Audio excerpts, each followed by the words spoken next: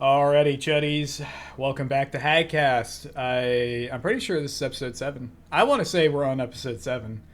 Um, I actually, earlier today, I recorded with None, Carl, Dead Internet Despot's artist. I recorded with him. We had a very good HAGCAST sesh.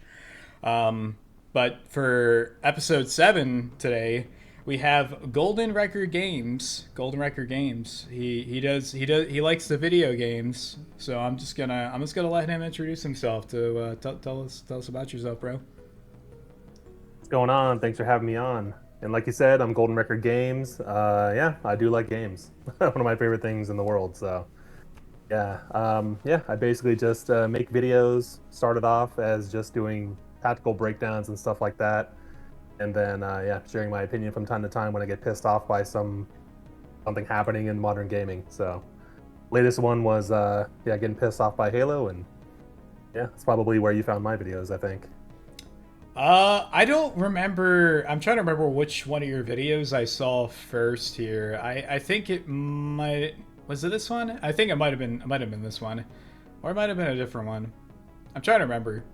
Um, could have been this one. Shit, I don't know because I remember months ago I tried reaching out to you and I think you were like kind of busy or something, and we weren't able to get in contact. It was only when your cousin reached out to me over the comment section he got a hold of me.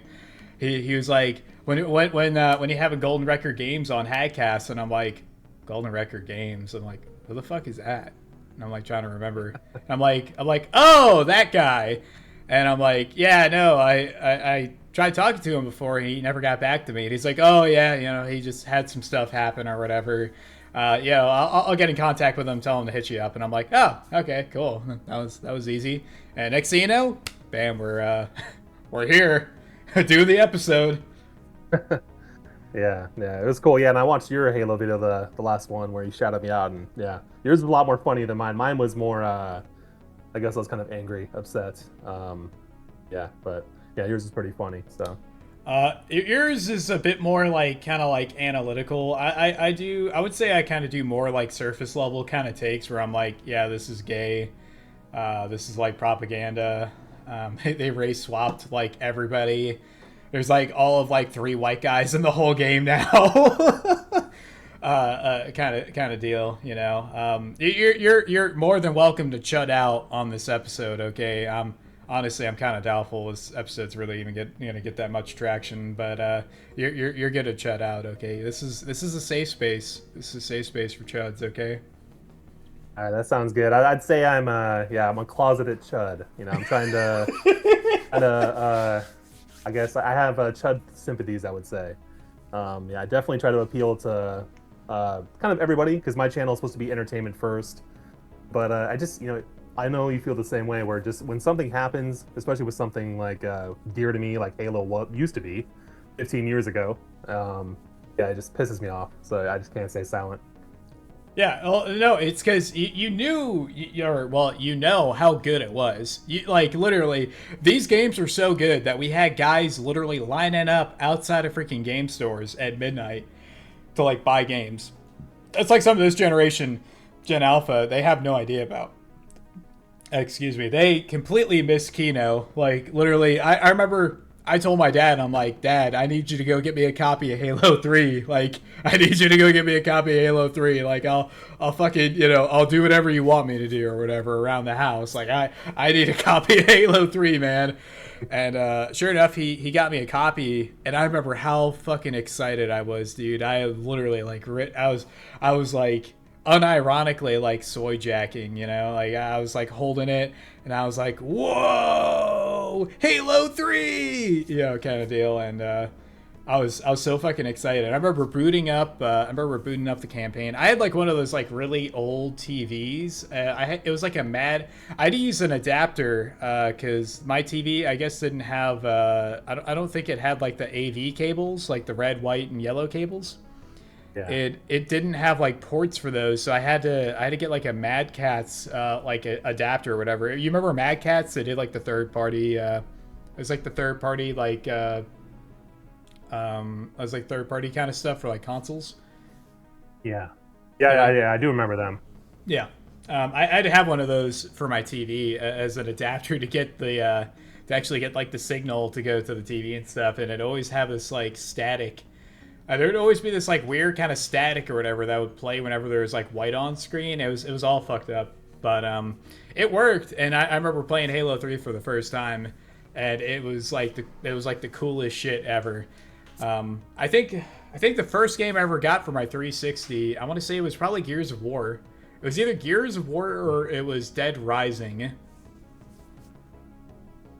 Yeah, dude. I remember Dead Rising was insane. That's such a good game. I heard I did not play it, but I heard the remake was terrible. Remake was terrible, just straight up, just dog shit. Yeah. I'm trying to remember what they did. I think they, I think they race swapped the Chinese guy because somebody was like, "Oh, this is like racist or whatever." Hang on. Let me remember here. Oh yeah, they made it like some. It was like a Chinese dude or whatever, and they like made it like some like I don't know like some fat guy, some fat white dude. You know, and it's like, oh, wait a second, isn't this game made by Asians? Is it Capcom? You know, like from Japan? Unless is the game dev? Is Capcom's the publisher, but like. Is the developer like in Japan or are they like an American studio like under Capcom? Yeah, I'm not 100% sure. Like I said, I'm not really sure on that. Yeah, then you also have like a lot of these. They'll have like American divisions of whatever Capcom. Yeah, so it's hard to tell, but yeah.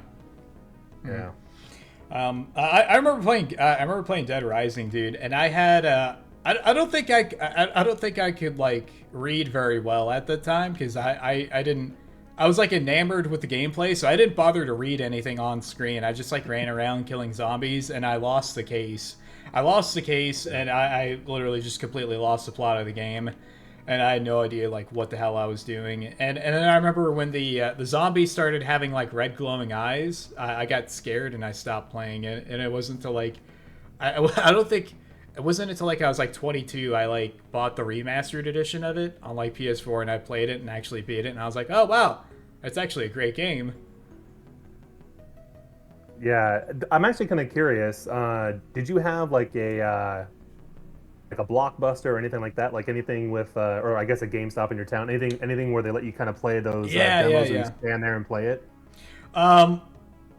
We had a place back up in Jersey. It was called Couch Potato, and that's where me and my dad would go to like rent games and whatnot. My dad, I've talked about this on live stream before. My dad was an unironic like proto gooner. He he rented Dead or Alive Extreme Beach Volleyball to play on my Xbox.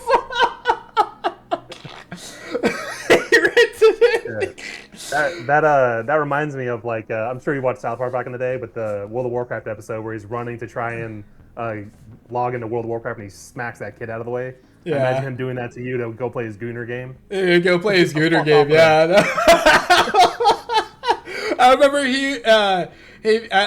I'd say to my dad, like, because I was like too young. I was like, Dad, like, why do you want to play a game with like girls in it about like volleyball? Like, why do you care about that? Why would you want to play that? That's boring. And he's like, oh, son, I just really like volleyball. And I'm like, that's dumb. Girls are stupid. You know? I'm not, look, YouTube, I'm not saying girls are actually stupid. Not what I'm saying. I'm saying that's what I thought when I was a child. Girls are not, obviously, well, some girls are not that smart. But I'm not making a vast generalization, YouTube. I'm not. No hate speech here. Anyways, that's what I thought when I was younger. I was like, why would you want to play a game about a bunch of girls playing volleyball or whatever? And to which, like, I had no idea. That's like, he was like literally just going and, you know, gooning. Yeah, dude, that. I'm actually kind of curious if they would even touch it, if they made a remake of that game, the beach volleyball game. That'd be a fucking disaster. I think they should. I think it would print them money. I feel like in the culture war, people would go and buy that just to support the developers, just to say we're Yeah, tired of we're tired of like the gay shit in video games. Because it's really at that point as to where literally every single medium of like AAA games is infected with this just this fucking just the constant girl bossing. It's constant girl bossing, belittling the player, treating the player like they're retarded, yeah, race swapping every single character, putting in a ton of freaking girl bosses that also make you feel like an idiot and tell you you're basically nothing. Like imagine I sell you a product where the product constantly reminds you that you're a worthless piece of shit. Like every like couple of minutes with some insufferable fucking like audio or whatever. Like could you imagine that? Like what kind of business practice is that, right? Don't you want to sell something to someone that like I don't know would actually like maybe flatter them or make them feel a certain way that's actually like in a good way and not hey, you're a straight white male, you're a piece of shit, like kind of deal. yeah. I mean, I know you're old enough to remember just the advertisements we had back in the 2000. I mean, I would even kind of put in the 2010s, but yeah, before that, all the way to the 90s. Like, I mean, I think I saw a while back a Tony Hawk Pro Skater. I think it was maybe two, where it literally says like teen pregnancy rates are down because our game's releasing in August or whatever. It's just like, dude, those are the ads. Those don't exist anymore at all. Yeah, no. Well, yeah. No man in Gen Z or Gen Alpha. I don't even think Gen Alpha is old enough for that.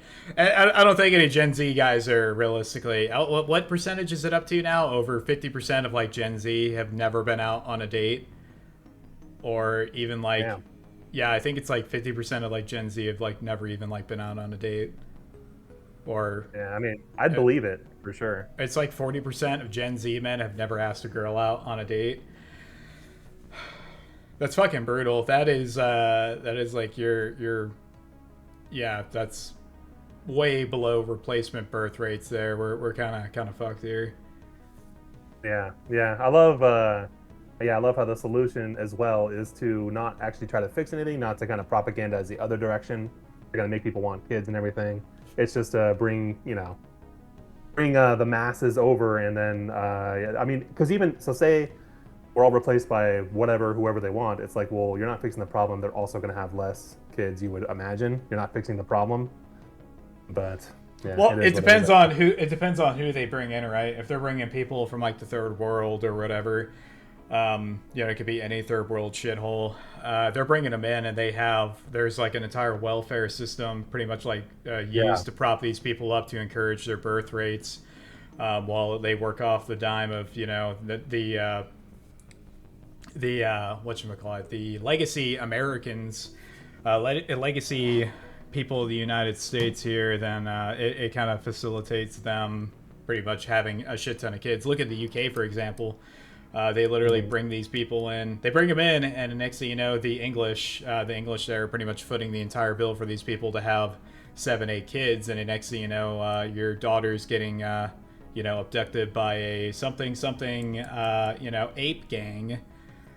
yeah, So, yeah, it's honestly pretty brimstone situation here in the West. And the one escape that we did have was video games to a certain degree, and now that is no longer the case here, being all the games have been turned into this. And I love the hubris. I love the hubris of this like little freaking shot right here, dude. This says so much about the developers right here. This one fucking shot right here in the game. I'm sharing my screen with you, right? You see it? yeah, yeah. I see them. Yeah. This one shot says so much about the fucking developers, and like they're literally like sniffing their own farts here. They're like, all right, here's what we're gonna do. It's gonna be a Marvel cinematic moment.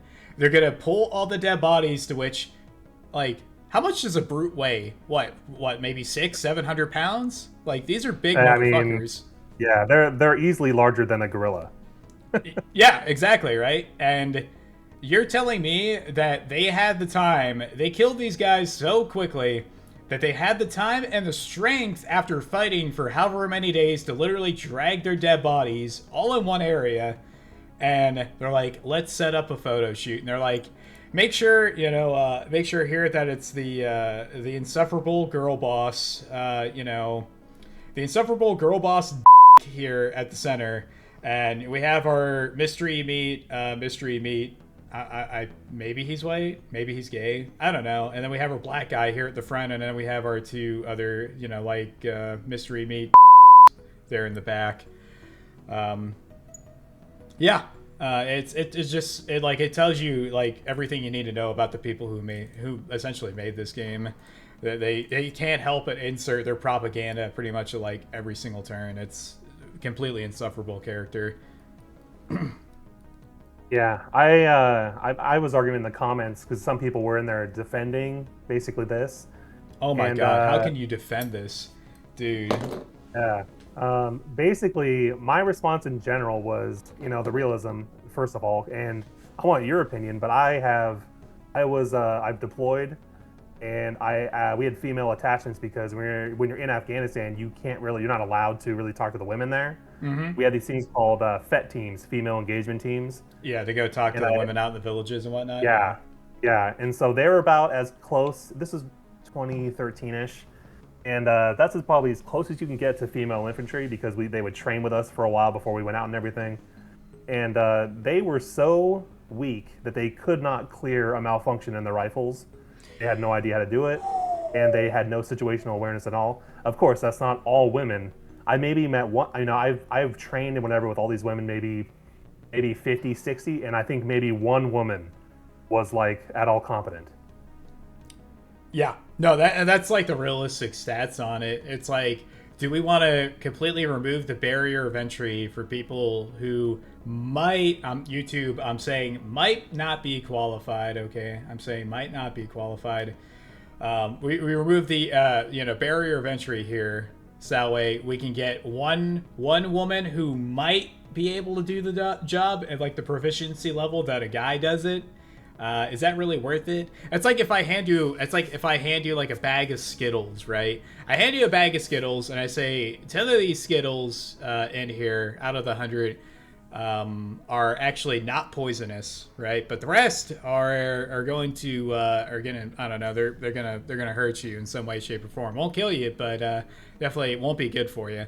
Would you want that bag of Skittles? Yeah, the obvious answer is no, and then yeah, exactly. It's even a better one because a better analogy that you're bringing up, which is just like, well, Skittles are trash, and this propagandistic kind of view of pushing, because like obviously Halo has always had, I guess always, yeah, with Cortana, women in their stories and everything in general, and in my opinion, well, first of all, they're not annoying. The second of all, this was never done under Bungie as like a way to propagandize anybody. It was just, hey, we're nerds. We like all nerds like girls, especially back in the day. Uh-huh. They wanted to play Dungeons and Dragons with girls. You wanted to play Halo with girls, so they'll put a hot Halo. Cortana, Miranda was pretty attractive. And yeah, Miranda was a baddie, yeah. Yeah. And it was realistic because these are not women who are killing hunters single-handedly. Of course, no casualties. These are the same Marines that you meet when they're being hunted. There's no casualties at all. Literally no casualties at all. Yeah. No one was even wounded taking down a hunter. I mean, even Chief, I think canonically struggles with brutes one-on-one. Yeah. So yeah, I mean, there is an obvious propaganda angle, and even if it's not intentionally, trying to recruit women for the UNSC or whatever, it's just like it is basically a demoralization. It is a mocking of the fan base, and it's not because she's a woman. It's how they're using them. And I guarantee, if I were to go to the studio, which I don't know if you have heard in the video, but I've actually been to Halo Studios twice. Oh, no shit. So you kissed the Halo Studio wall is what you did. Yes, they make you kiss the wall when you walk in. They make you kiss the Arbiter statue. Yeah, they have right when you go in there, they have a giant Master Chief statue, and I think the first time when they were, because I went there when they were 343 in, what is that, 2024, I think. and it's literally the same address. Obviously, I actually looked. I was gonna dox them in the video, but apparently they do have it like secretive, so I didn't want to ruin my channel. So I think in the beginning I say, yeah, I'll prove it, and then I'd say I don't want to dox them. Yeah. But yeah, I can guarantee you, I swear on my life, literally the same address. When they rebranded, I got to play the campaign demo last year, and it was shit. But anyway, so the whole point of bringing this up is like I went there, I met these people, and like, they're exactly the types you would think. And I'm from the area, I'm from the Pacific Northwest. I've gone to school with these exact types of people. I met these people, I work with these same types of people. They're the same types of people who wear masks still in 2026. They're the ones who are marching, all 2020 and everything. Like these are the exact same. I mean, of course, there's probably maybe a handful of people who aren't that way, but what you're seeing is exactly what they want to be in Halo. So that was my issue with it overall. Yeah. Well, the player base for Halo it's straight white males. Like literally, that's like who grew up playing the games. That's who the target audience is for, right?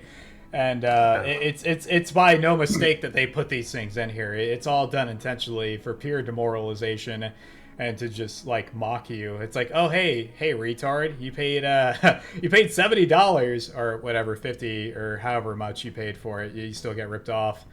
Yeah, you paid you paid this much money to get like lectured by this girl boss or whoever right here. Yeah, it's like, wow, don't you feel good about yourself? And then in the game too, I noticed that most of the crew in the UNSC are on the Pillar of Autumn, pretty much like they all got like race swapped.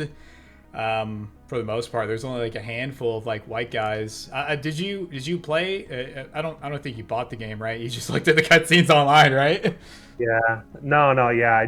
I watched other people do the gameplay because I actually don't think there's much of an issue if you as a content creator. I don't think it's a big deal if you go and play it. Because if you can get two people to don't buy it, then that's a net negative for them, in my opinion. Oh, yeah, you got a point there. Yeah. But I think for me and you, we can get more than two, so I don't think it's a big deal. But in general, it's like I have a lot of stuff going on right now. It's not like I'm not poor or anything. I just didn't want to spend money on it. If it ever goes on sale, which it will.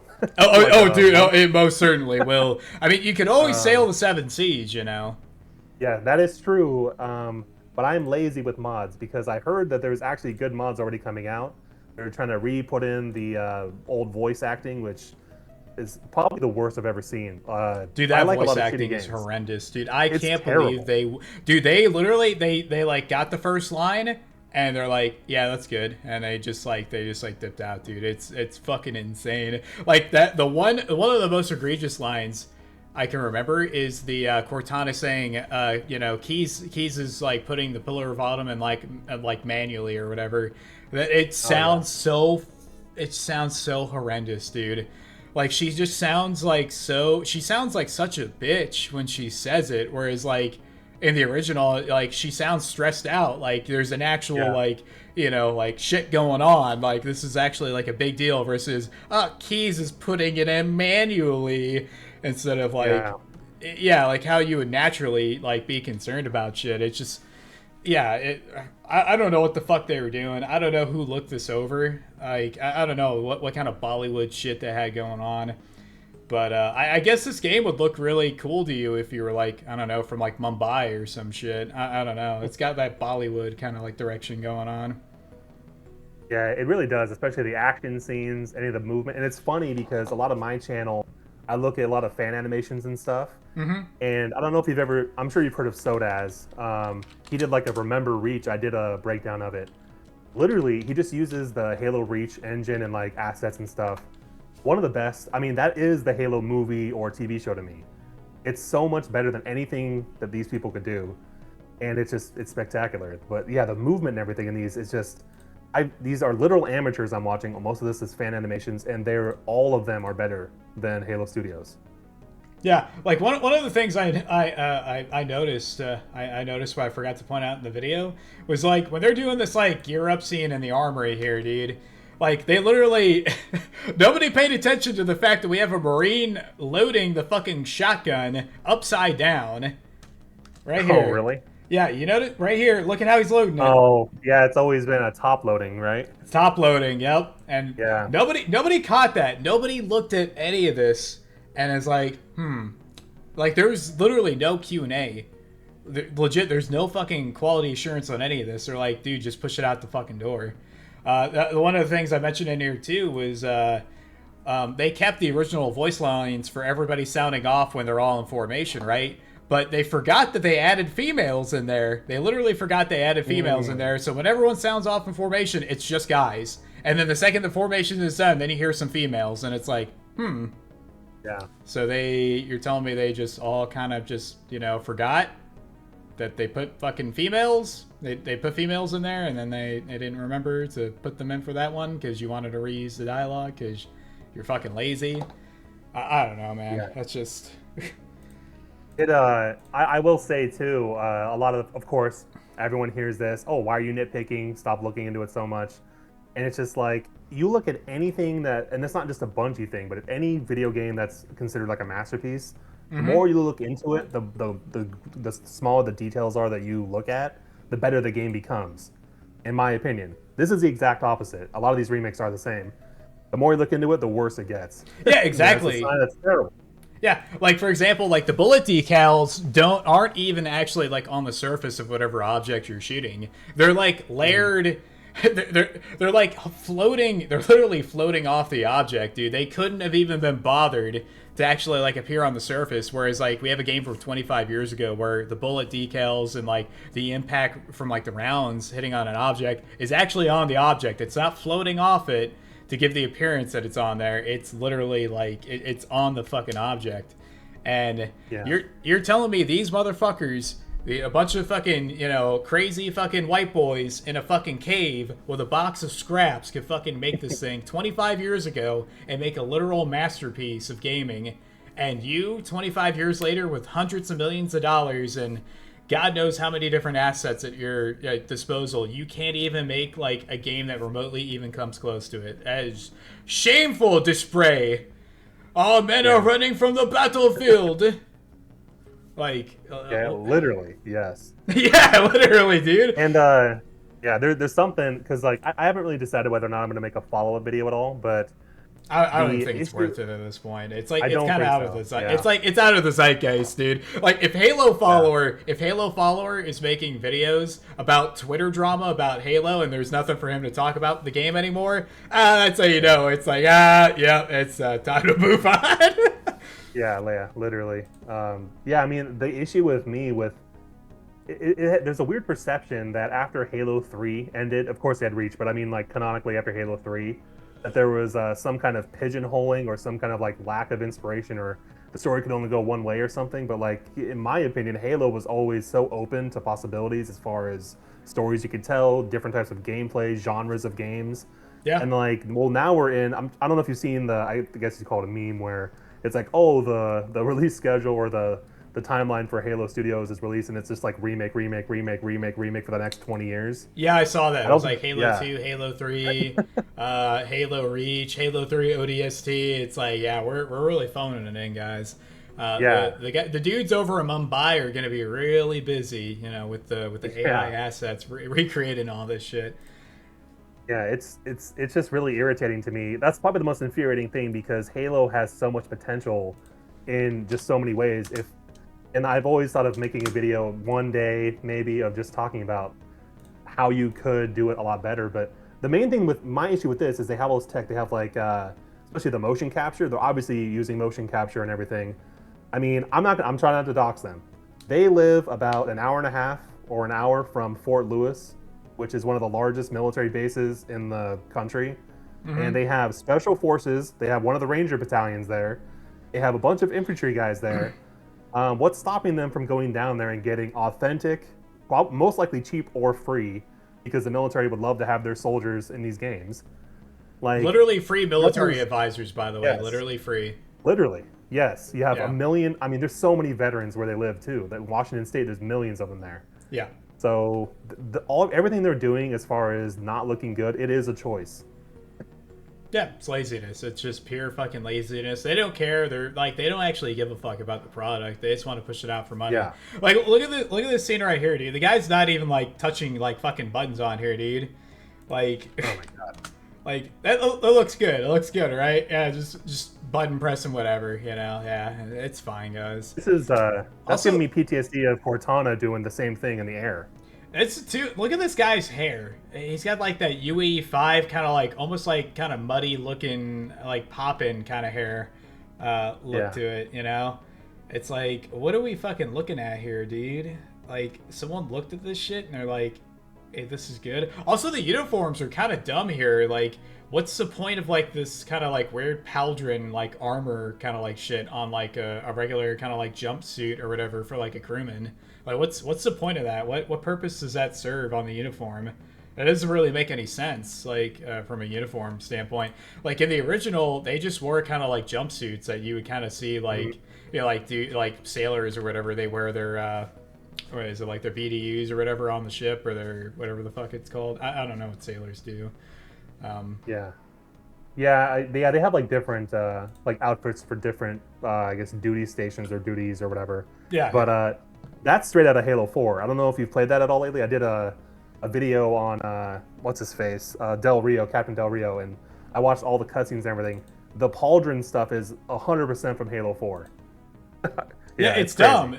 Like it's stupid. Like, why would you have this like on a uniform? Like, what good does any of this do on like on a fucking uniform? Like you would see this shit on like a like class A's or whatever, like in the military, right? Like an actual kind of like dress uniform. That would make sense, right? That's in the Navy. That's like what the captains have. They have like the pauldrons and like the like the shit that Yeah. you slide on to your the things or whatever on your shoulders if you're like an NCO or above. hmm Um, I forget the little flap or whatever, but you know what I'm talking about. Like they got Yeah. that, and it's just like the design makes no fucking sense. Like it's a dumb design, dude.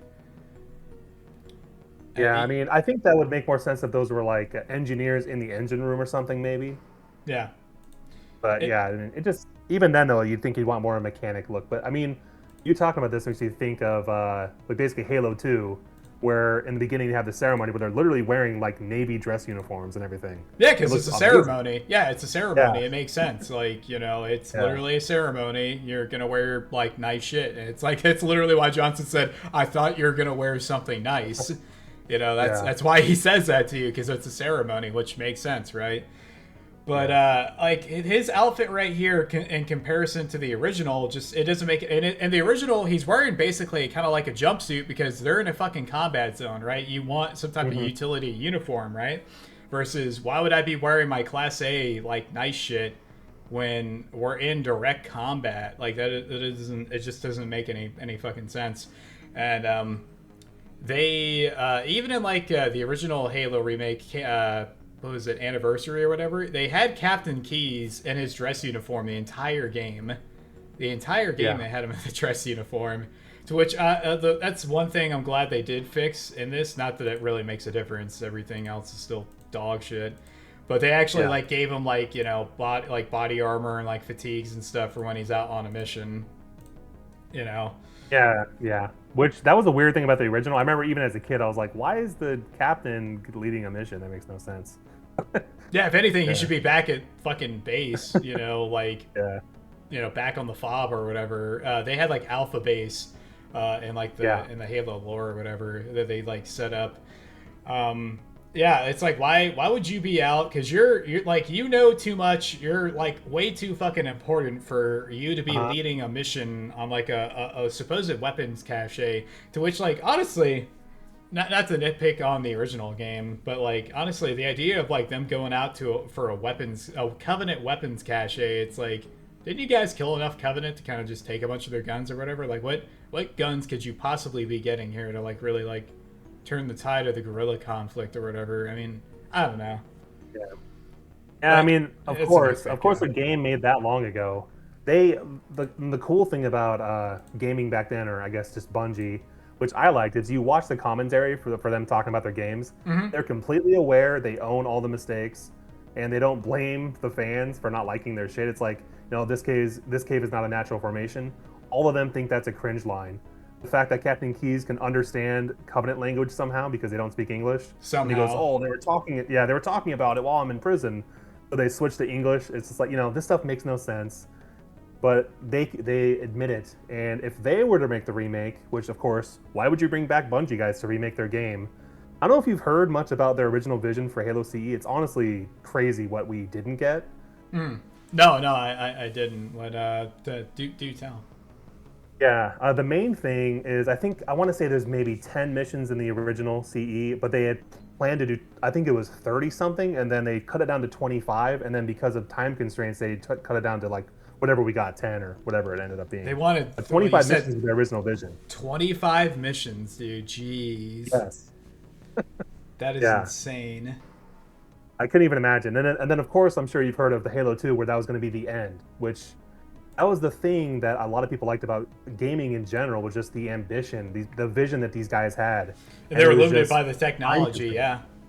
Yes, time constraints and technology. But now we supposedly have no limitations on technology, which I think is completely BS. But yeah, the games should be better now than ever, but they are markedly worse.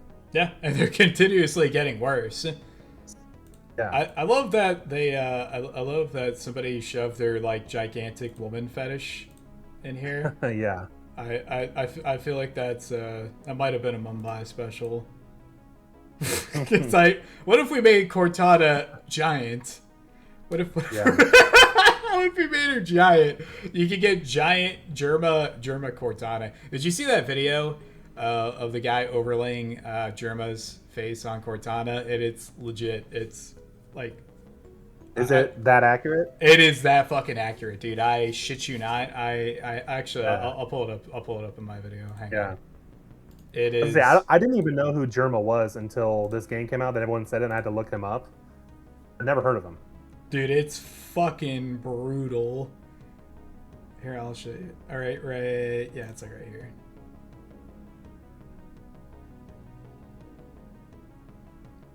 Literally, just it. Oh, he overlays it. I fucking shit you not. This is not an exaggeration. Like, somebody, like, either... He needs to sue him. So, like... He needs to get an image and likeness. Yeah. He should be getting some royalties for them using his likeness in the game, because this is... Literally, it's same fucking dude.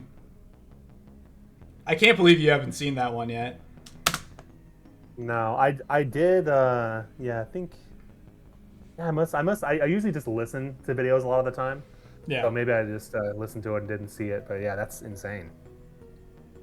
Yeah. No, that is. I mean, I'm actually kind of curious. Have they come out and said anything about the backlash? I'm assuming they haven't. I haven't heard anything. Halo Studios themselves. I don't know, man. They're on full damage control. They're huffing the hopium or whatever over there, because they know that the chopping block's getting real thirsty right now, and they just cut a whole bunch of other studios, and they just released a major flop. Matter of fact, let me see if I can pull up I want to pull up the numbers for the Steam concurrent players on Halo CE.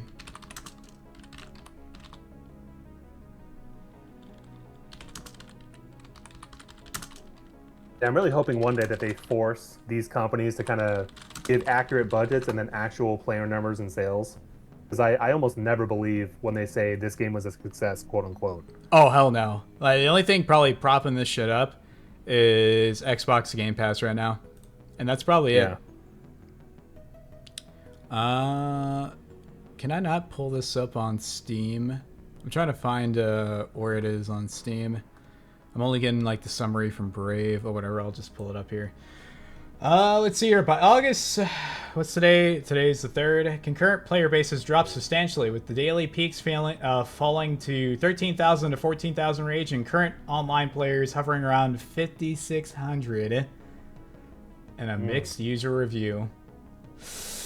Brutal. This has got to be the worst Halo game. Probably the worst Halo game of all time, if anything. Yeah, I mean, I'm actually kind of curious on your opinion. What did you think of Halo 4 and 5? At the time, did you enjoy them at all? I never even played Halo 5. I think I played it over a friend's house for all of 10 minutes, and I was like, this is fucking ass. I remember when I was a kid, I had got the Halo 4 Xbox 360 edition, and I was hyped for the game, right? Because I played the other ones, and I was like, oh, this should be, like Halo 3 and Halo Reach, right? So I was excited for it. And, I unbox the 360 and whatnot, and I put Halo 4 in. And the 360 was cool. It was like a blue, kind of like blackish color scheme, and it made a really cool kind of like Forerunner noise when you like open up the disc tray and shit, right? And I remember popping open the game. I remember playing the game, starting up, and the art style. I'm like, what the fuck is the art style here? Like, why is everything different looking? Like nothing looks remotely the same from what's like we left in Halo 3. So it really threw me off, right? And so it just like starting up the game or whatever. I just like the story. I was kind of lost as far as the story went. The only thing I really kind of like I understood up front was the whole rampancy issue with the AI, because I read the books. I had read the original like Bungie books. They talk about rampancy in the books. So I read those. So I kind of knew what was going on there. But as far as like the ring or the shield world or wherever the hell it was, I was clueless as far as like what the fuck was going on with any of that. All I knew was we're on the world or whatever, and Cortana's going into menopause or some shit. Yeah, that was pretty much it. I was like, they introduce what was his name, Prometheus, or the The Didact, I think. the Dilate, is that his name? Yeah, the Dilator. Dilate, the Dilator, is that his name? Yeah, Real. it translates as Dilator in Forerunner. Oh yeah. He's the Dilator. Real Zista Patriots fact check this post, by the way. Um, yeah, they introduce him. Do they introduce him? And I'm like, who the fuck is this? Like, what? Like, huh? Like, who's this guy right here? And he starts like spouting off about a bunch of shit, and I'm like completely fucking clueless. Yeah, let me just pull up the scene here so people can kind of get an idea like what we're talking about here, because Halo 4 is a fucking train wreck as far as like a story goes. So yeah, anyways, I was very confused as to what the fuck is going on. I didn't know who the Dilator or the Dick Tac. I didn't know who he was. I didn't know why exactly we were on this ring world or whatever. I saw the elites and I saw the Covenant, and I'm like, why are we fighting Covenant? They disbanded. Like, the Covenant was done. Like, it was over. We finished the fight. Why are we fighting the Covenant again? It didn't make any sense to me. And I looked at the elites, and I was like, why do the elites look ugly as shit, dude? Like, why do they look this way? And, yeah, none of it made any sense. The only thing I liked was, like, Cortana's new design. They definitely put some goon bait there. But yeah, that like I had no idea what the fuck was even going on with the story. And where I really like I completely fell off with the story was the scene where you meet the librarian or whatever. That Yeah, scene, that was bad. that scene, you have to like you literally have to read the books to understand like what the fuck she's talking about. If you didn't read the books, you are literally clueless. You are completely clueless as to like what is even like going on. And the Prometheans are not fun to fight. The Prometheans are a pain in the ass to fight. I don't know who looked at their like the combat loop here. They talk about in like the original like commentary or whatever for the original Bungie games. There's like the 30 seconds of fun, right? Fighting these guys is not fun. They are a pain in the ass. There's nothing fun about fighting the Prometheans. Like at all. They're just a huge pain in the ass to fight. Nobody likes fighting them. Anybody who says that the Prometheans are fun to fight and that like this is a good idea to introduce them, they're a shill. They're a shill, and they don't know what they're talking about. They're retarded. Also, like, what the fuck are we looking at here? Is he like a dinosaur? Is he like what is this? Like, who came up with the design for the Forerunners? Yeah, I mean, I remember when I was playing it, because I think it came out in like what was it, 2012 or 14 or something. Yeah. Um, I was very confused because I didn't read any of the books past maybe I read like Ghost of Onyx whenever that came out, but it was I didn't the books were always fun and whatever, but I never considered them to be canon. Yeah, But like you didn't but need either it to understand the yeah, story. Like it was a one hundred supplement, you percent know? exactly. And Yeah. so yeah, when you get to this, but I always assumed even since I first played Halo CE, I was like, oh, humans are forerunners, no shit. Like I was probably fucking 8 years old when I played Halo CE. I understood it then. And Yeah. then so I was very confused when I saw him. I was like, that human looks really weird. What the fuck happened to his face? Yeah. Got beat with the Yeah. ugly stick. But yeah, it's like why would all the Forerunner technology all work for humans but not anybody else? It's like, okay, this is probably made by ancient humans. Like that's kind of just a natural like assumption here. Like Guilty Spark literally says you are Forerunner. You are the descendants of the Forerunners. He says that shit. And they have to go back and retcon that and just change all that shit up so that way they can make their own little original thing out of it. Such hubris, dude. Such hubris. No respect for the original work. Yeah, it's really a shame because I don't think there's really much established in the original games that's not has not been retconned. Because I'm actually curious what your when you were playing through these games. I basically played Halo 2 first, and then CE, then 3, and then after that as they released. But I remember thinking, I was like, well, there's no other Spartans, so Chief is the last Spartan. That makes sense to me. Yeah, I yeah, read the no, other no. book.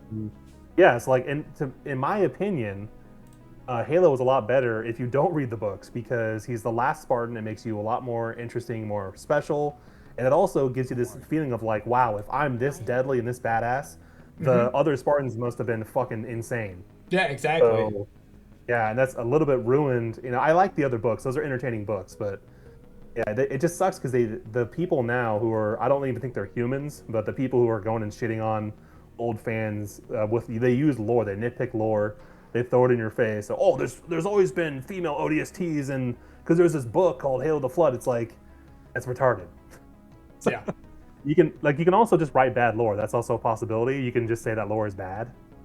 This is bad lore. We're watching it right now. This is terrible lore. Let's listen to this actually, because I've only ever I think I've only seen this like cutscene like once in game, and I watched the Andy Bunker Dweller like dissection of like Halo 4 and why it's dog shit, and I think he talked about it there, but it's been a while, so let's actually watch the cutscene so we know like what we're nitpicking here. Of the Forerunner, once known as the Librarian.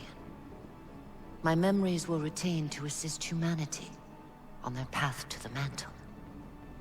Though sadly, that plan is now at risk. The Didact is leaving Requiem. Soon. You must not allow it. Leaving. He seeks this. The Composer. A device which will allow him to finally contain the greatest enemy ever faced by the Forerunners. You.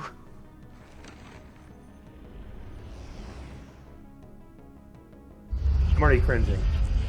It makes no sense.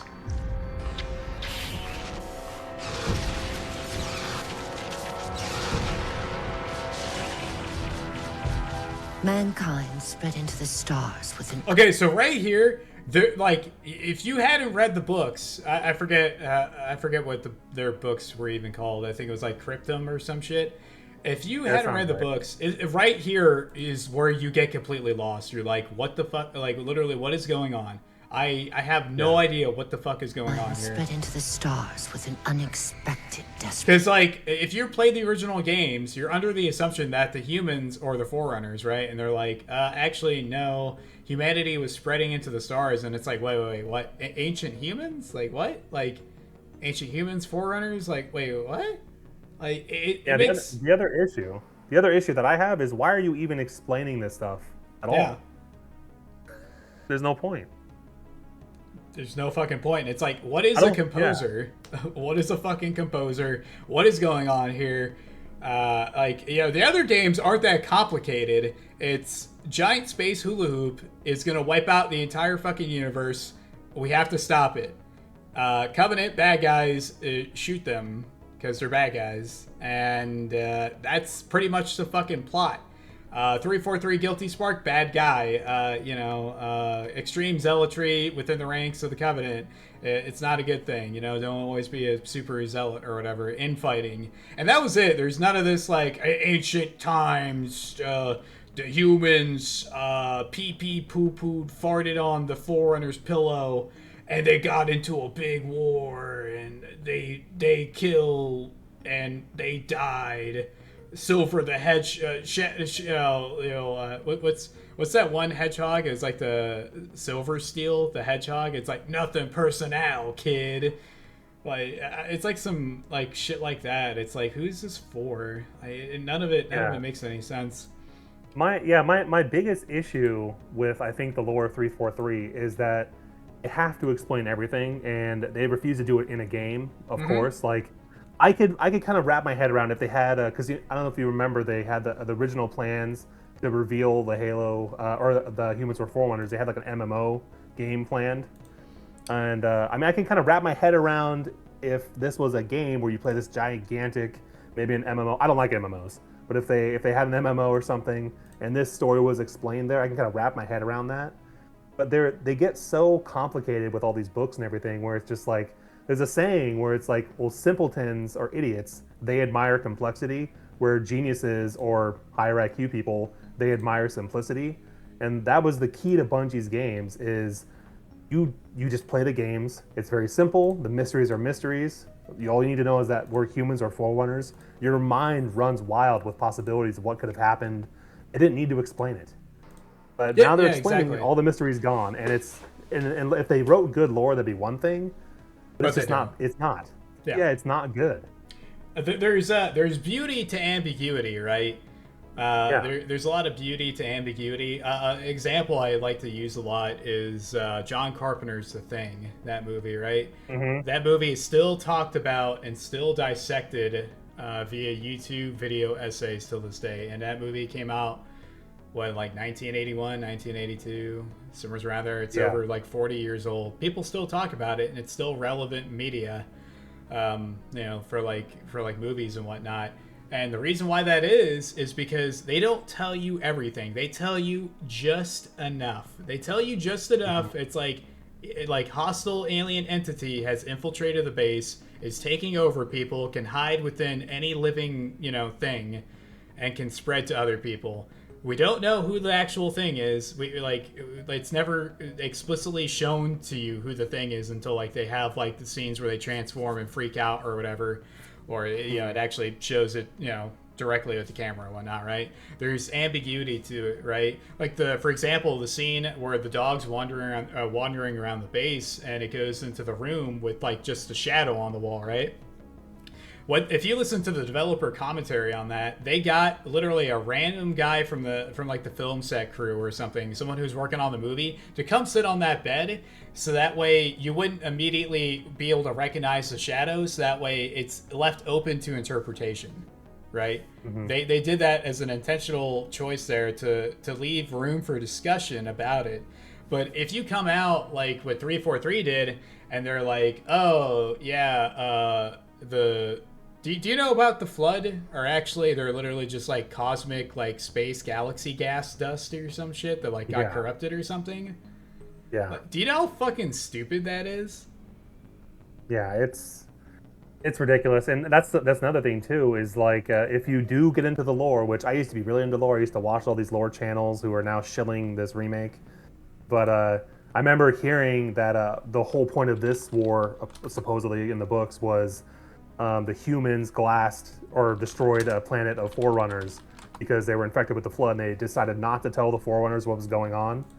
And I'm just like, what the fuck? So this entire thing could have been avoided if they just called them. Yeah. They're inviting this.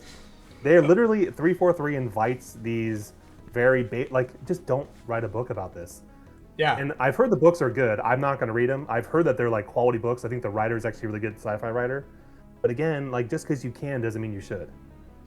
Yeah, exactly. Dude, that's hilarious. It's literally just a miscommunication or just a lack of communication. It's almost kind of symbolic like the relationship that 343 has with the fan base, right? Just it completely falls apart because a lack of fucking communication, between like the fans and 343. Like nothing is really like 343 doesn't get any of the messages the fan base sends.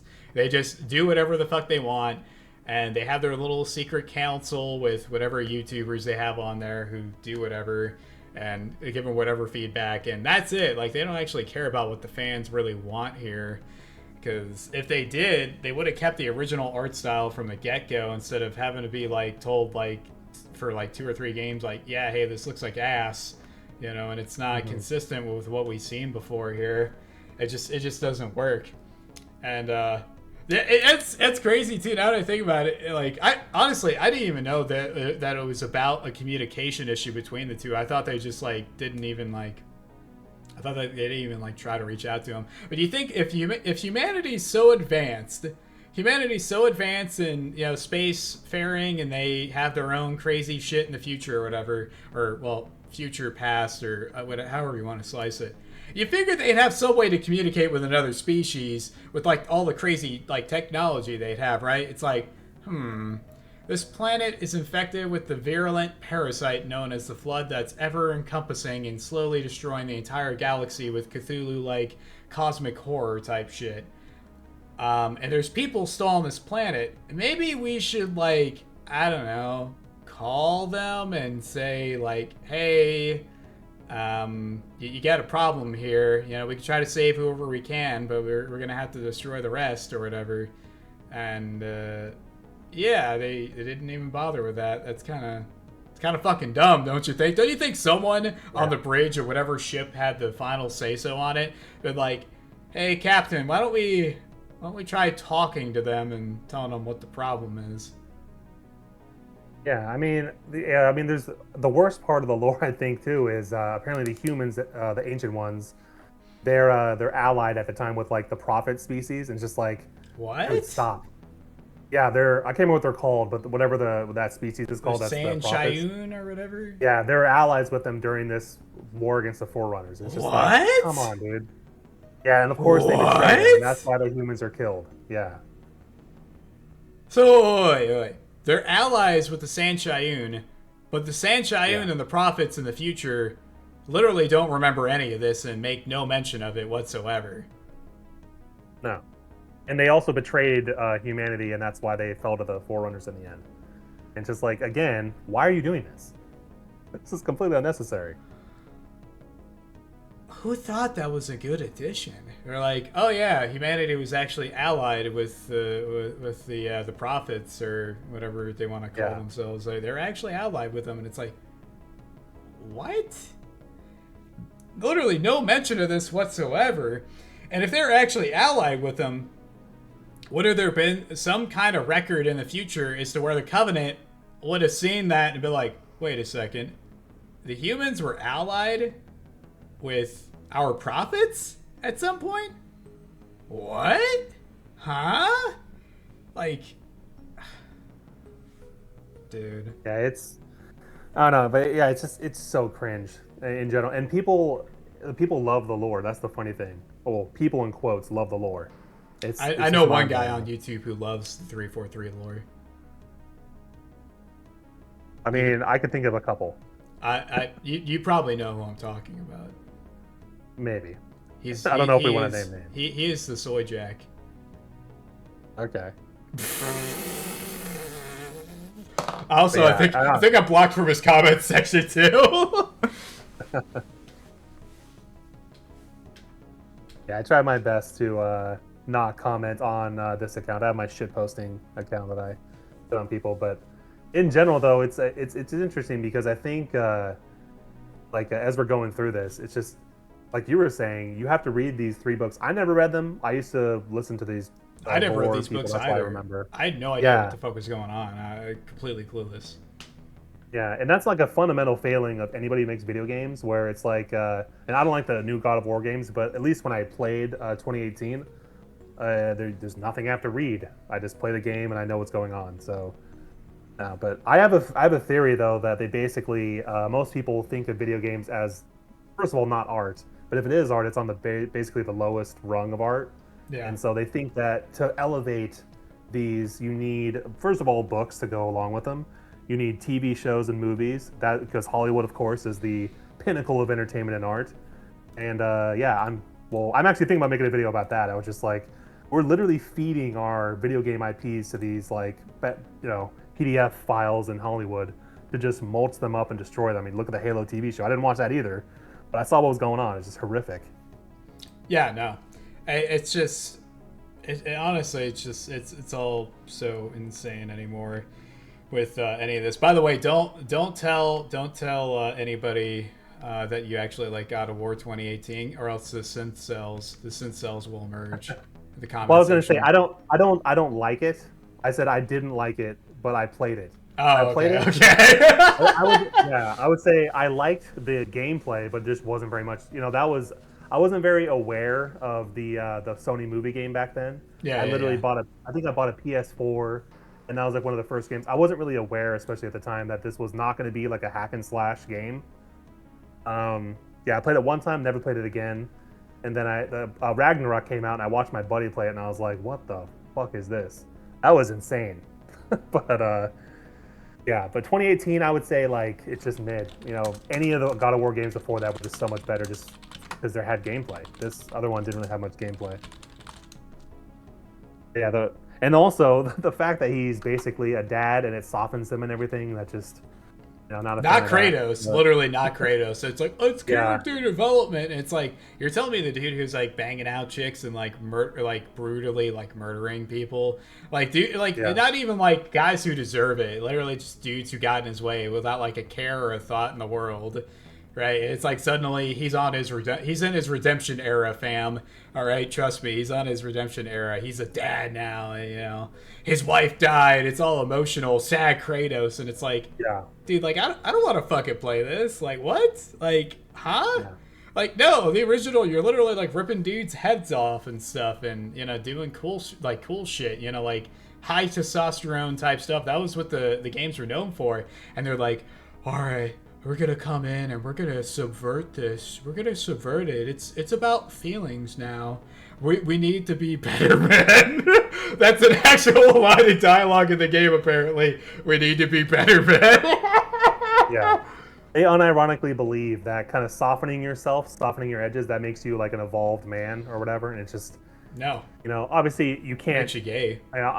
Yeah, pretty much. Like, if anything, like the whole point of God of War, in my mind, or any of the point of video games in general, is to immerse yourself into something that is not your reality. So that's why it's like irritating when I'm hearing, I know people just like Kratos, new Kratos, I should say. Like I know them, I served with them. They were badass back in the day. Now they've softened their edges and they, maybe got into a cult or something. I don't know, but like they're softer and they grow a soy beard and all this other shit. I don't want to experience that in God of War. I want to go from pantheon to pantheon and rip their fucking heads off. That's my entire desire when I play a God of War game. Yeah, exactly. Yeah, that's what you're there for, right? You're there for high testosterone, fucking God of War gameplay that you've come to know from the franchise, from the first like 3 games and the PSP games if you played those. And it's like, we're about feelings now.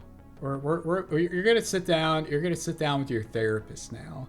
Kratos is gonna sit down with his therapist, and he's gonna talk about his feelings and how bad of a straight white male he is, or Mediterranean guy, or whatever Yeah. you consider him to be, right? Yeah, dude, it's completely fucking, it's completely lost upon them. Well, I wouldn't even say it's lost upon them. But they do it to subvert. They do it to subvert it. And I know with what was it, the second Ragnarok game or whatever, the second gay God of War game or whatever, they like started race swapping the Norse gods, and it's like, wait a second, Norse is in Europe. Yeah.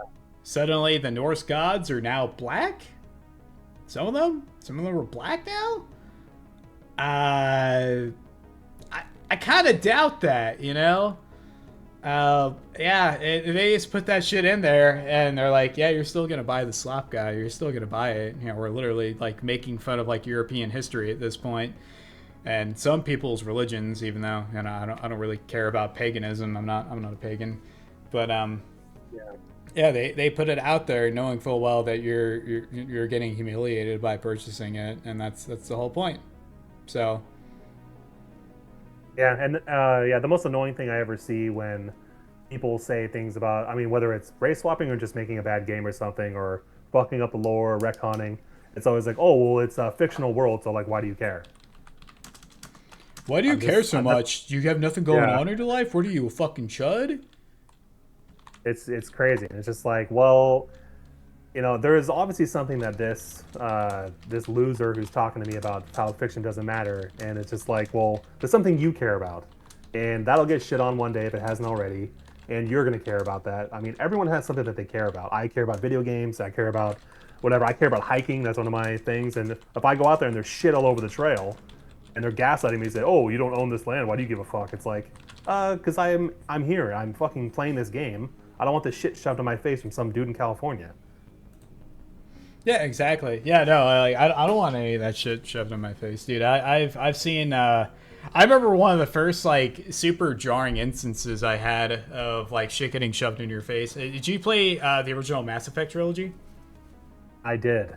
You remember in Mass Effect 3 when you're like started the game on the Normandy and your one little like aide lady, she keeps like pestering you to go down to the engineering deck or like the shuttle bay or whatever to like go check on your gay Latwanks. The pilot guy, yeah. Yeah, your gay Latwanks, man. And they like make it a fucking point to like play his audio log out loud so you can hear it as you're walking by.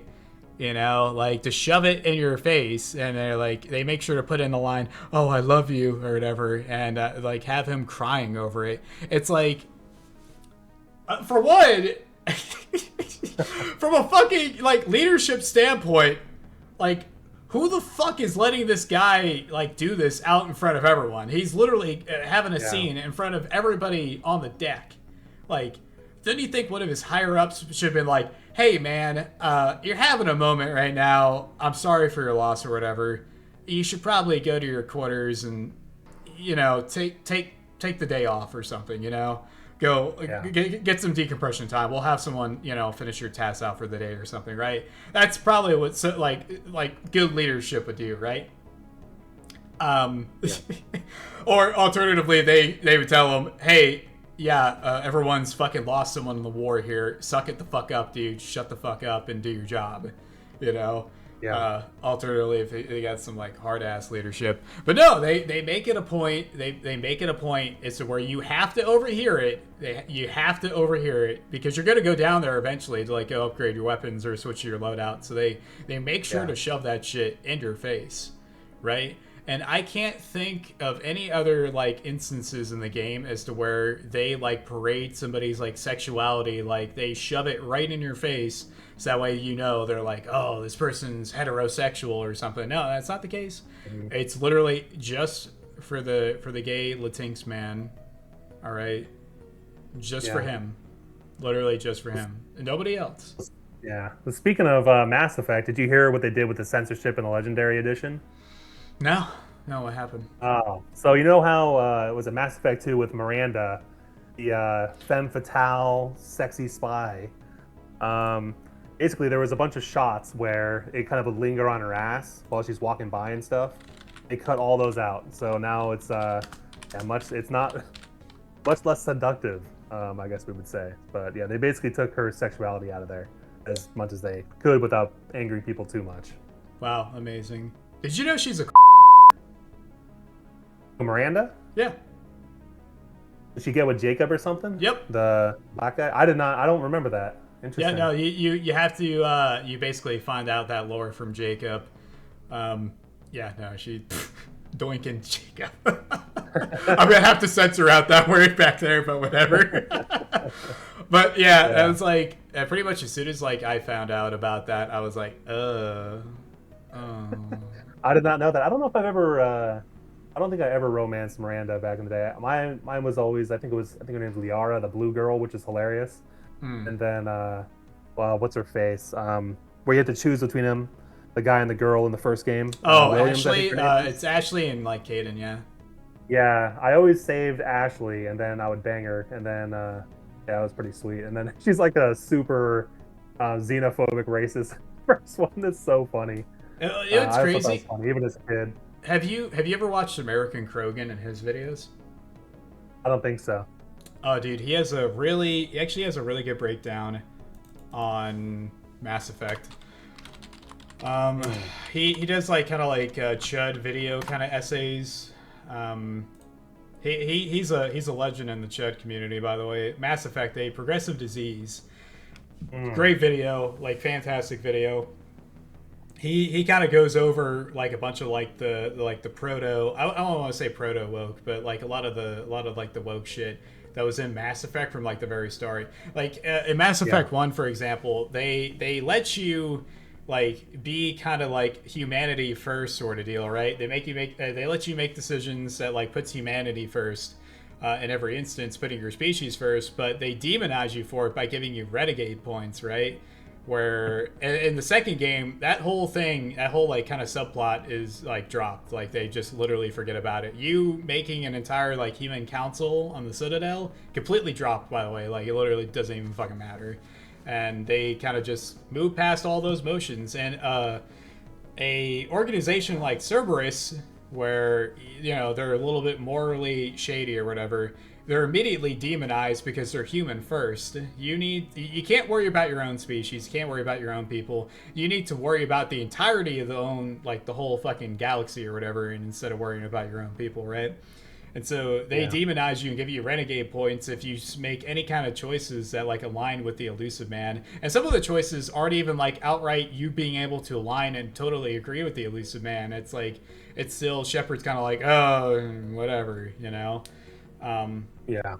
To which it's like, if this game series is all about choice, and why don't you let me fully chud out? Like I should be allowed to fully chud out and side with Cerberus. Mass Effect 3, they literally just out of nowhere they pull out the whole, oh yeah, Cerberus is indoctrinating all their soldiers or whatever, and nobody saw this happening. And it's like, wait a second, you're telling me their entire fucking like military division or whatever, they're like seeing their friends get turned into literal husks, right? They see that shit happening, they're like, yeah, I'm good with this, yeah, this is fine. Like, and no one stopped to be like, I don't know about this, kind of deal. It's very out of nowhere. It's completely out of left field, and it removes any chance of you having any kind of positive interactions with them for the rest of the game. God forbid the player makes a decision to side with, humanity first and not put every other species, ahead of them for, fixing issues or, like caring about them or whatever, Yeah, I mean, I remember I wasn't super aware of a lot of that stuff, but I remember my first playthrough ever. I killed the council in Mass Effect 1, and then, yeah, they're going to replace it with a human council, and then they just not really a thing in the second one, which I thought was weird. And then the most jarring thing, because I ended up liking Cerberus in the second one, I was like, yeah, because you're basically left for dead, they revive you, they're the only ones going after the, I think they're called the Collectors. And then, yeah, they give you literally the best technology and the best soldiers, and they even go, hey, these aliens are the best, recruit them for your suicide mission. And then in the third game, it was very jarring to me that they're the bad guys. I think it was maybe even months. I can't remember how long after Mass Effect 3 takes place, but I think it's maybe months because he's. Yeah, it's a couple months because there's the incident in the DLC. God, you gotta love EA and the fact that they put like the actual ending to Mass Effect 2 in a fucking DLC, the Arrival DLC, where you have to blow up the one mass relay near the Batarian homeworld or whatever to prevent the Reapers from getting there. Like that is such bullshit that they did that. But anyways, yeah, it only takes like a few months. I think it's like 4 or 5 months. It takes place like 4 or 5 months after that. But yeah, it's like such a short turnaround as to where, oh yeah, suddenly all the Cerberus guys are now literally husks or whatever, and they're been indoctrinated. And it's like, where was this? Like, you're telling me we're at like the forefront of Cerberus doing all their like dirty deeds and shit, and you're telling me like Nobody noticed any of this kind of going on. Like, we didn't see any of this. Miranda didn't know anything about it. One of like literally the elusive man's like left hand woman or right hand woman or whatever. Like, she didn't know anything about this. It's super Yeah. out of left field, and it's like humanity. It's a human You notice the wording they use too. A human supremacist organization. Human supremacist. And I like the word supremacist in itself is exclusively like in a negative connotation when it's used. It's a negative connotation when it's used in regards to like white people, right? But no other race of people, like when they get called supremacist or whatever else, like it's never in a negative connotation for them. But for when it's for white people, that's when it's the only time it's reserved in a negative way for them, right? And that's ever present right here. The elusive man, the white old guy, trying to do the best he can for his people. That's not okay. He can't try to help humanity out, even though his methods may be questionable. But it doesn't even let you decide that. Regardless of whatever you decide, they end up being evil, and you can't side with them, and that's it. He's yeah. And it's crazy too, because the elusive man in Mass Effect 2, like from a writing standpoint, he's a cool character. There's a lot that could have been done with the guy, as far as like decisions or choices you can make throughout the game, but they didn't do anything with it. They just strong arm you into, he's evil man. He smoked the cigarette, and he evil now. He indoctrinated or whatever. Yeah, this may be too ambitious for their third game, but it would have been cool if that kind of enemy faction besides the Reapers was decided on your choice at the end of Mass Effect 2, where if you let them keep the Reapers, well, maybe they unintentionally indoctrinate themselves, so they're this other enemy, or if you don't, and maybe with the Arrival DLC with the Batarians, you kill them, well, now the Batarians are acting as that, because they're like, well, if you kill all of our people, so we're going to let the fucking universe burn, fuck you guys.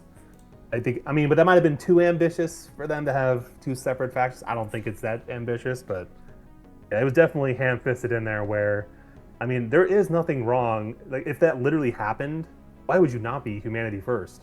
If this scenario where we find Mass Effect relays all this other shit, where it's like, of course you can have allies, but why? Yeah, it's like you should be killing people to save humans. Yeah, exactly. Like, these people we recently just encountered, these other species or whatever, why are we putting all of their concerns ahead of ours? Like, shouldn't we worry about our own people instead of worrying about these other alien species, which, by the way, are probably hundreds of years ahead of us? Why should we give a shit about anything, about any of their problems? Like, that's not our fucking issue. Yeah, that's like the last thing I think about, Yeah, it is also ironic where they have an issue with human supremacy in general, but then the human comes in and Commander Shepard is the only one who can solve all their problems. In fact, he's so good at solving problems that he can solve basically feuds and wars that have been going on for thousands of years or hundreds of years just by him showing up. So that is kind of funny how they kind of a cognitive dissonance there, I think. Yeah, I think Shepard's kind of taken on the humanity's burden there. The white man's burden. Yeah. he's kind of embodied that. He's like, I gotta go fix everybody else's fucking issues in the galaxy besides human issues. He's been undertaking that task from like everyone else. God forbid you worry about your own people first, right? Yeah, for real. And then. And that's kind of the thing. I don't know if you've seen, because I always thought there was kind of a Mass Effect kind of hole in the gaming industry. They have a couple games coming up now. I don't know if you've seen any of these like newer kind of Mass Effect airs coming to the kind of forefront.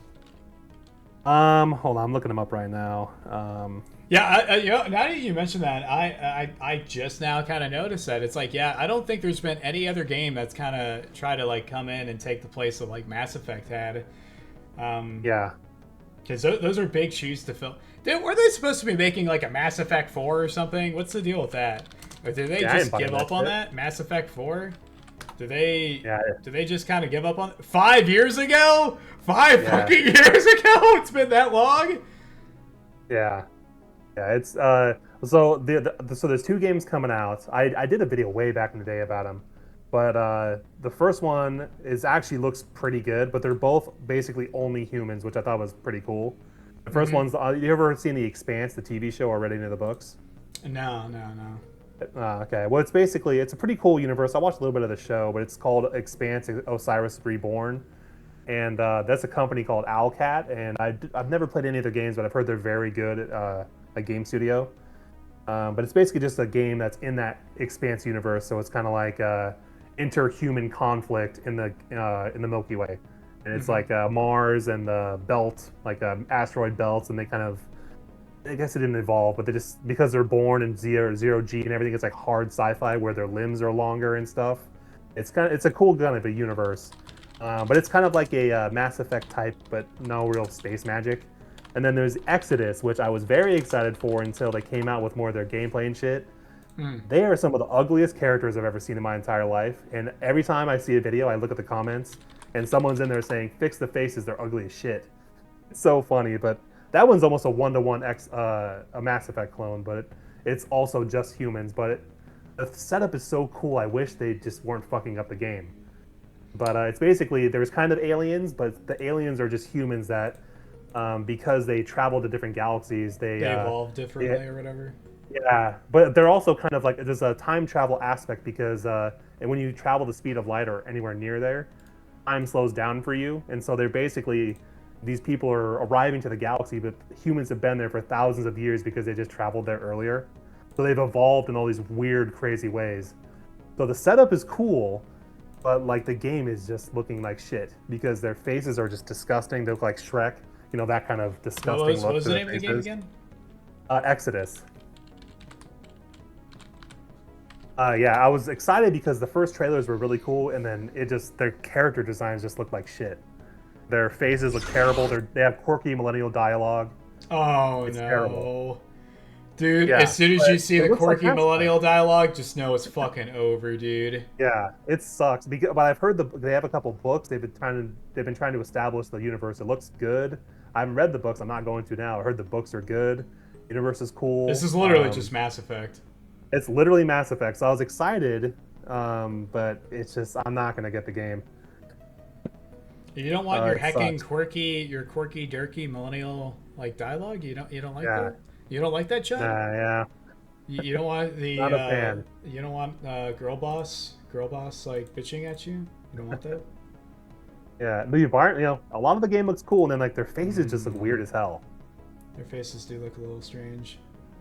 Yeah, but I mean, but the other one, the Expanse game, that one looks like kind of harder sci-fi, and so I'll probably play that and probably make a video about it. But they actually know how to market their game. They're like, they do the kind of surface level. Oh, we brought on NASA astronauts, and they were, helping us with the physics and how we move and everything. It doesn't look super fun gameplay wise. It's another, Mass Effect's always kind of been a little bit boring with the shooting a little bit, but at least the story seems kind of cool. But I was hoping these would fill the void. Of course, there's ladies there, but at least they're somewhat attractive. That's the other thing too. Is some of these girls, I don't know about her, but there's another girl with a show, and she's fucking hot. So Yeah, yeah, so there's a little bit of hope. there's a little bit of hope. Yeah, but we'll see. It hasn't cringed me out too hard yet. Yeah. I don't know if you saw what I was doing. His nose. Yeah, I'm not gonna talk about it. Not gonna. Maybe it's maybe he's it's Italian. He's quirky Italian. sci-fi. It's Maybe probably- it's a quirky sci-fi nose that allows you to have enhanced senses. Oh yeah, you're right. You're right. He's just Italian. I'm obsessed. Yeah. I think he's like Arab or something. I think he's like their Arab engineer or some shit like that. But I think that's the main guy. But yeah, so I've been kind of who's the following main these guy? two The white games. guy, or you get to play as Mr. The white guy, I'm pretty sure. Yeah, if I remember correctly, like I said, I haven't really been following this too much lately, but what I remember, a lot of the gameplay is a lot of zero G, so they actually move as if they're in real zero G and stuff. Yeah. Yeah, so a little bit harder sci-fi than Mass Effect. Yeah, a lot of cool tech gadgets and everything. So I So like this is like, the helmets look kind yeah. of cool. Yeah, and like again, I've only watched the show a little bit, and so I don't know how accurate any of this stuff is to the universe. But the universe is apparently people love the universe a lot. So yeah, we'll see. That's literally just supposed to be a Chris Vector. That's Yeah, literally just yeah, future Chris Vector gun. yeah. These dudes love game devs love that type of gun. It just looks really cool. I remember seeing it for the first time in Far Cry 3, Hmm. and I thought it was like the coolest shit ever. Yeah. I'm hoping you can do some stuff like this, but again, CGI trailers, who the fuck knows we can actually do in real Yeah, gameplay. you're not. Yeah, never. Yeah, never. Always take these with like a massive grain of salt. 100%. And then the thing too is like with these games, it's like there's girls in here, whatever, but like yeah, just make them hot. I can look past most of the shit. Yeah, And so at least the exactly. girl looks kind of attractive. And like literally, I wouldn't have an issue. Call me a gooner, but like I literally would have an issue with like any girl characters in the games if like they weren't an insufferable bitch, and if like they were Yeah. hot. Like, look, you can't I forget. Someone worded it this way. It was like you can be really hot and be like an insufferable bitch, but you can't be ugly and be an insufferable bitch. You know. Yeah. So it's like, all right, well, if you're gonna make her, if she's gonna be hot, she's gonna be a bitch. It's like, all right, I'll take it. At least she's decent to look at. I could just pretend to not hear what she's saying, or just, Yeah. turn off the audio. Yeah. At least you could do that, but it's like, damn, she's butched, she's freaking butched, and she's just a total bitch. Like, oof. Yeah.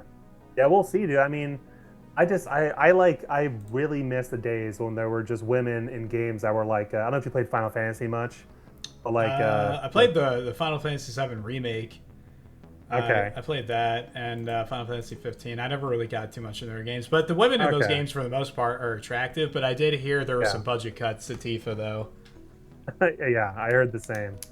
But even the original games though, they're all pixelated, especially Final Fantasy VII. But Tifa, you could tell she was stacked. Yeah, Based on the little she's couple got some extra pixels assets there. Yeah, she's got some assets there, and Yeah. like it's like, dude, like it's mostly men who play video games. Can we just get some fucking attractive looking women? For the love of God, I don't want to look at like if you consider video games to be art, right? Why would you want your art to be ugly? Get what I mean? Yeah. Like you Yeah. want someone to stare at this, so when you want to put something that actually looks good in front of them, like wouldn't that make sense? Yeah. Hang on, You can kind of see some we of need to the. look at this cover art Yeah, here a little I bit was gonna better. say you can kind of see some of the ladies there. Yeah. But to me, I have a little twinge of hope. The girl up there. What is it? You have a ginger, you have a blonde, you have a black girl, and then I think that's an Asian guy to the right, maybe. It's you got the K-pop, you get the K-pop crew Okay, member. yeah, that's to get the ladies into the game, I guess. The Korean ladies. I don't think they're playing this game regardless of whoever you put in there, dude. Yeah, the autistic sci-fi game is notoriously popular for the women. Yeah. Allegedly. Yeah. They're busy Yeah. reading they're busy on the book talk. They're reading the Gooner. What was it? The the one I'm talking about? It's like the Minotaur. Oh. They're like the Minotaur like ape fantasy or God. whatever. They're like busy reading that shit. Yeah. Yeah, you got the whole crew here. You got all the representation you need, and then you have very Man Bun, very diverse. Man Bun Man right here with the little Yeah. head wrap thingy. Yeah. Maybe So I'm we'll giving this see. guy too much shit, but yeah, I mean, Well, I think that's the guy you noticed with the giant nose. I'm pretty sure that's him. I can't remember his name. It's like Fahid or Zaid or something. it's probably not that important anyway. Yeah, but either way, well, this is like the one game I'm hoping will not be complete dog shit. So, because I haven't bought a full price game in fucking like 5 years. Yeah. None of these games are appealing to me at all. So we'll see. Yeah, I can't even remember the last like game I actually like bought. That was like brand new. Yeah. I'm trying to remember actually. What was it? I think? Well, I bought one of what's his name's games.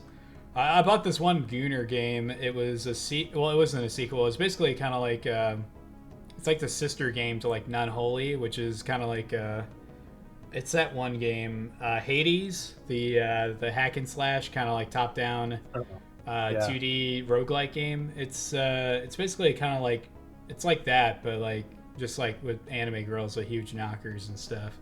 I got the game he made after that. I forget what it's called. It's like a weird kind of tower defense with like anime girls. It's called Antivirus Girl. Antivirus Girl. I'm sorry guys, but we're putting Goonbait on the screen here. Antivirus Girl. Yeah, this is very new to me. I don't generally play Gunnerbait games. So this will be interesting to see. Antivirus Girl. Yeah, you can. Is there literally nothing about this game on here? Maybe it's all one word. There's literally nothing. Would that mean I would be like the first guy to do a review on this if I actually got a review pumped out for this shit? Yeah, it looks like it. Anyways, I mean, I wouldn't even say it's like that much of a Gooner game. I mean, it's a lot more about gameplay. The women, obviously, the women look good in the cutscenes or whatever. The fuck? Yeah. This isn't even the same game. What, Clank? What the fuck are you? What are you uploading, dude? What are you uploading? Like, the other half at the time of record, brother. What? Anyways, yeah, this is Maybe it's like the same lady. Maybe she's in a different genre. No. He recorded a completely different game here. He literally recorded a completely different game. I don't know. I didn't just cut that. There's no editing here. Anyways, yeah. Anyways, yeah. It has like it has your traditional anime girls in it or whatever. Look, I'm not a gooner. Okay, I swear. But I'm assuming that's not made by a U.S. company. I'm assuming. It's a Chobi, the creator of the game. He's this Korean guy. Okay, He's that checks Korean, out. dude. Anyways, back to the gameplay here of the Expanse. Yeah, it does not look insanely interesting, but it's about as interesting as Mass Effect to me as far as gameplay. Dude, did you see that game? It was basically supposed to be a spiritual successor to Dead Space, not the one that flopped, the Callisto Protocol, the everybody forgot about it protocol. Not that game, but it was like Sun Scorch Studios, I think. They had this game that was basically supposed to be. It was basically supposed to be Dead Space. Negative Atmosphere. There we go. That sounds cool. It actually looked pretty cool. Let me try to find actual gameplay here. Yeah, it was basically just supposed to be like Dead Space. Yeah. I might look into this. This actually looks pretty cool. Oh, well, they canceled it. Ah, okay. Damn. Yeah, Dead Space is one of my favorite series, I guess you'd call it. Like, favorite universes. Yeah, they actually had a pretty cool premise for this. They had a cool premise for it, and it kind of just never really went anywheres. They like released a bunch of like concept art and shit. Evaluation slices. Yeah, I pretty much just got. I think I dropped by the publisher or whatever. They had like audio logs and shit for it too. The art design looked pretty cool.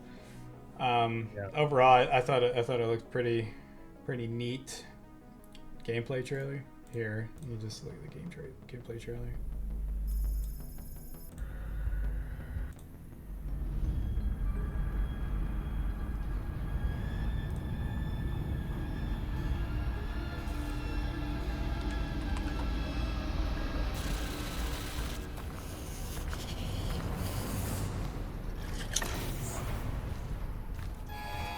Definitely seeing the Dead Space vibes. Oh, for sure.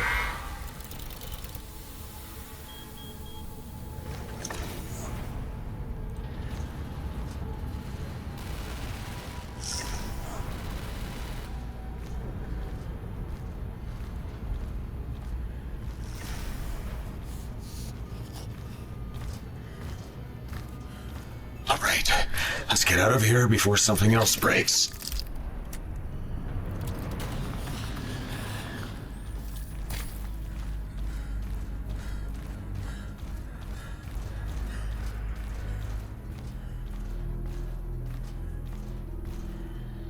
Lights are back on, that's good.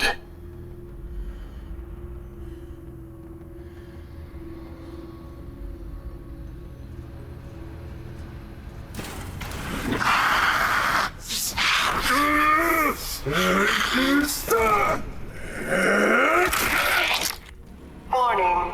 Toxic atmosphere. Better voice acting than the Halo Campaign Evolved game. Better voice Yeah. acting, by the way, guys. Literally way better, and better animations too. Yeah. Pollutant. Literally made in a cave with a box of scraps. They didn't even finish the game, and it looks better than a fucking quote-unquote finished product pushed out by Microshaft. Detected. Please evacuate sector and inform maintenance personnel. I like the way the suits look and everything. It looks pretty sick. Yeah, the designs overall are very cool.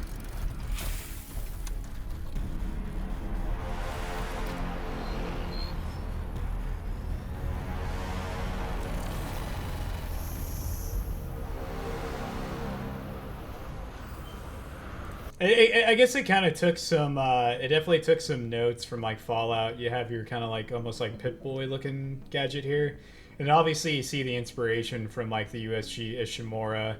It also kind of takes a little bit from Alien too, as far as like the kind of like the analog looking nature of it. Yeah. And also too like the patch. It kind of looks well. Actually, it kind of looks like the Nostromo, along with like Dead Space. It looks like it took a lot of elements. This actually could have been a really good game, which like I was excited for this shit. I followed this game for like years, and they just dropped it, and it just never went anywhere. It's sad. Oh, shit.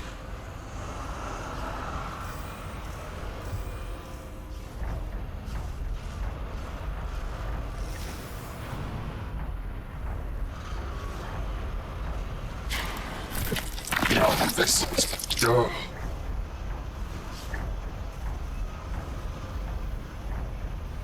I like how that's bulky what- the suit is. Yeah. You can tell it has weight. I like the switch of perspective too from third to first person. That's also really cool. Yeah, it's very cool.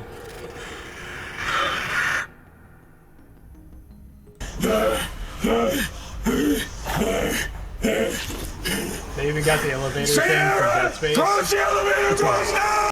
Oh, dude, you got the fucking, what was it, 2001 A Space Odyssey?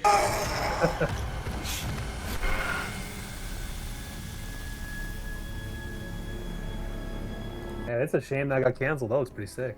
Yeah, no, I was excited for this shit too, man, and they just literally just fucking shit canned it. Yeah. When did that video? The gameplay trailer came out 4 years ago, and I think they announced, when did they announce it, that it basically was fucking over? I don't know, I think it was like 2 months ago, actually, they announced it. Shame. Yeah, that does suck. Someone play the end of Evangelion theme, please.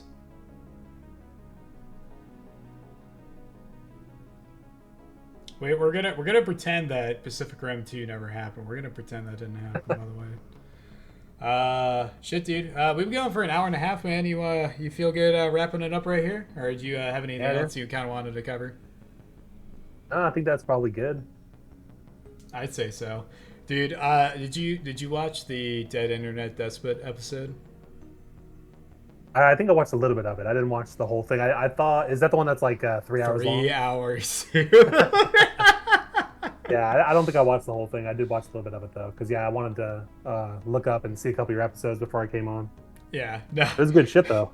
Yeah, no, that was probably the best HAGCAST we've had, because Carl's really great with the banter and whatnot. He has a ton of things to talk about. He's very spot on.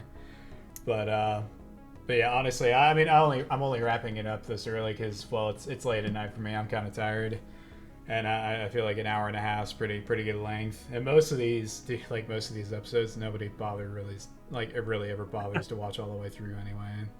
They get like 10 minutes in, and give it 10 minutes in, they're like, all right, bye.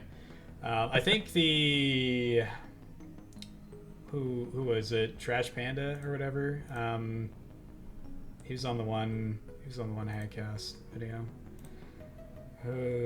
Yeah, I was like, hang on, Trash Mandalorian. He's a Halo kind of like he's a veteran and he's a Halo kind of YouTuber or whatever. And yeah, I uploaded this like 2 weeks ago, and like I tagged him in the video and everything, dude, and it just bombed on fucking views, dude. Like 668 views. It was rough.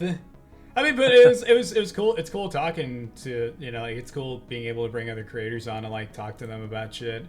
We were like talking about on here like some of our subscribers who like all end up kind of going to the same people or whatever. Like this one guy, this one dude, Shrek Snow. You might have seen him in your comment section. I was talking about him and a few of the other reoccurring faces in the comment section. Yeah. But anyways, yeah, I don't expect this episode to do very well on views, but yeah, I'll probably do the editing for this. I'll probably do the editing. What I want to do is I want to do a kind of like a staggered release, mainly because of my new work schedule I'm going to be having. I wanted to get episode 6 out for this week, and then next week probably release this one next week. But I'll hit you up on Discord and let you know when I'm going to be dropping it, so you can drop a community post and whatnot, so people can actually like look at it. All right, cool. Yeah, sounds good to me. Just let me know, and yeah, I'll post it on mine. Hopefully, we can get a couple of views. We'll see. Yeah, I've kind of learned long ago. It's like put in all this effort for all these videos that I thought would do really good, and they fucking bomb. So they just absolutely bomb. Yeah. That's why like YouTube encourages you to do like really low effort kind of like videos to which like that's why like I don't really like ever bother to put like a ton of effort into like any of my videos. They're kind of just like commentary sort of or whatever. There's just like a shit post, very low effort kind of shit, because I honestly I'm lazy. I just can't be bothered to do like take like 5 hours editing a video, dude. That's just way too much time. Yeah, so. It sucks. I do that sometimes on some of my videos, and it's just like those are the ones that do the worst. Exactly. Yeah, it rewards you for making shit content. To which, to be fair, I never claimed my content was good. I never claimed. I do say right here, head of coal mining operations. This channel is definitely coal, but anyways, yeah, dude, I appreciate you coming on and fucking talking, shooting the shit. Yeah, dude, you're welcome to hop on a live stream whenever. I'm probably going to be doing live streams most Friday nights now. Okay. Yeah, you're more welcome to come on whenever you'd like and come and co-host and whatnot. Cool, man. Yeah, it was cool talking to you. Alrighty. I can say the very same thing to you. No homo. All right, dude. I'll see ya. All right, see you, bro.